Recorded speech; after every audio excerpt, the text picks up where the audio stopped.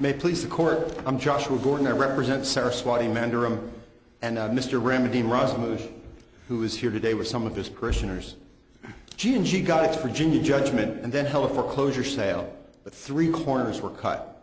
First, the sale suffered from poor marketing.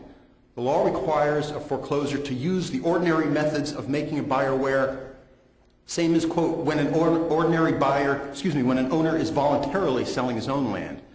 G&G paid for legal notices, but didn't market the land.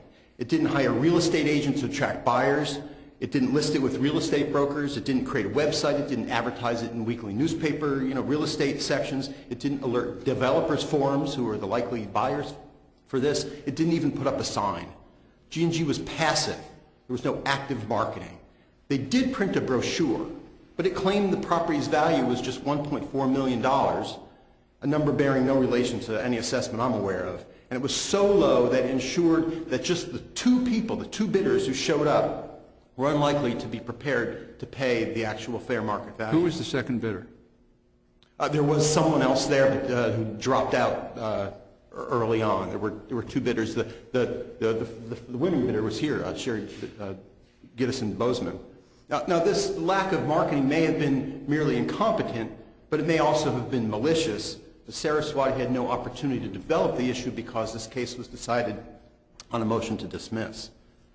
The second corner cut was that the sale suffered from too low a price. G&G got just $2 million for 100 acres of flat, mostly cleared, prime development land, a half mile of frontage on both the Lamprey River and Route 127, right near Walmart, and about a half a mile from the bustling intersections of Route 101 and 125. Now, I sound like a real estate broker. There were 10 estimates of value, and they're listed in my brief. Predictably, the three which suggest a low number are G&G's own. Its appraisal, done within days of the foreclosure sale, was valued the land at $2.4 million. Its brochure, I mentioned, valued it at $1.4 million, and its term sheet called the range of $2.2 to $2.7 million a fire sale price. Skipping Saraswati's own appraisals, which were predictably higher, there were four reliable and non-biased estimates. For taxes, the town had it valued at $3.5 million. A letter of intent just 7 months before the foreclosure offered to buy half the land for $2.1 million, suggesting the whole parcel was probably in the $3.5 to $4 million range.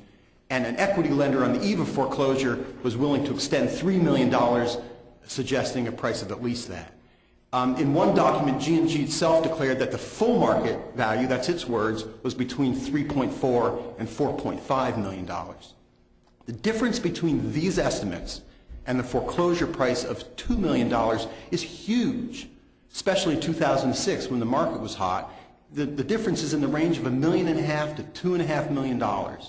Again, whether this undervaluing was incompetent or in bad faith should be determined by the lower court on remand. What troubles me about this case is what happened afterwards. As I understand it, the people who had the highest bid were not unable to get financing. And then the G&G conveyed the property to G&G Epping. Right. But G&G Epping was not the second highest bidder. Correct. So what's the legal effect of that? I mean, I just don't understand. Apparently that's in violation of the auction agreement or some agreement. Right. But I'm not quite clear on what the legal effect is of them doing that. Well, first, Mr. Bozeman and Ms. Gittes weren't unable to get financing. They got sick. They were in the hospital, and it was a few days. Okay. But beyond that, the legal effect of this is that is what happened after that. It was conveyed to G&G Epping, and not in accord with the rules of the auction. And when they filed their foreclosure deed at the registry shortly thereafter, that foreclosure deed is required to come with an affidavit. And the affidavit, the statute requires that it specifically say exactly what happened at the foreclosure sale. That affidavit said that G&G Epping was the second highest bidder at the foreclosure sale. Okay.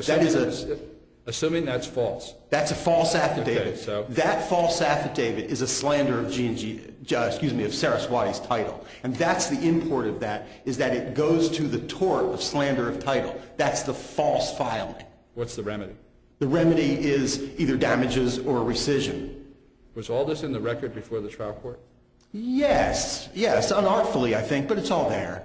But didn't the trial court find that since Saraswati Mandiram did not bid at the auction, that they had no claim of title here? Well, Didn't he make that finding? it's unclear exactly how. I think the judge said that Saraswati didn't raise it. I think, but they clearly did. No, I don't think that's what he said. I think he said in his decision that because they didn't bid at the auction, they didn't have a claim of title. Well, they have standing as a mortgager. They have standing to attack all this as a mortgager, and on the standing issue, there's no. I'm not contesting Epping's ability to receive the land. I'm contesting G&G's ability to convey the land. So there's no standing issue. But they have an interest in the land and an interest as a mortgager to get the best price and good advertising at the foreclosure. Well, tell me simply where the judge was wrong, because I'm a little bit confused here. As I understand it, he made a number of little findings along the way. He said there was no denial of the debt. He said there was no payment since November of '05 on the debt. There was no denial of the right to conduct the foreclosure sale. There was no denial of the property listed for the sale, and that the sale was conducted by a professional. That there was a high bid of $2 million. That the highest bidder defaulted. And didn't he say that the property was given to the next highest bidder? The judge made all those. Wait a minute, let me keep going, because I want you to tell me where it's wrong, in the sense that he comes then, when he says at the end that there was, since Saraswati Mandiram did not bid, they had no claim of title. So you put that together. Well, I wasn't taking notes on each specific you listed, but most of them, Saraswati did contest. It did contest that there was a problem with the Virginia judgment. It did contest that the price was too low. It did contest the marketing wasn't done. I can't remember the rest of the things in your list, but the court said that Saraswati didn't raise these issues and didn't contest them, but they did. They're all in the record. And to the extent that those findings were made, I think it was just the court either didn't notice the record or sort of blew through them. But they were there. It's all raised. Thank you, Mr. Gordon. Thank you.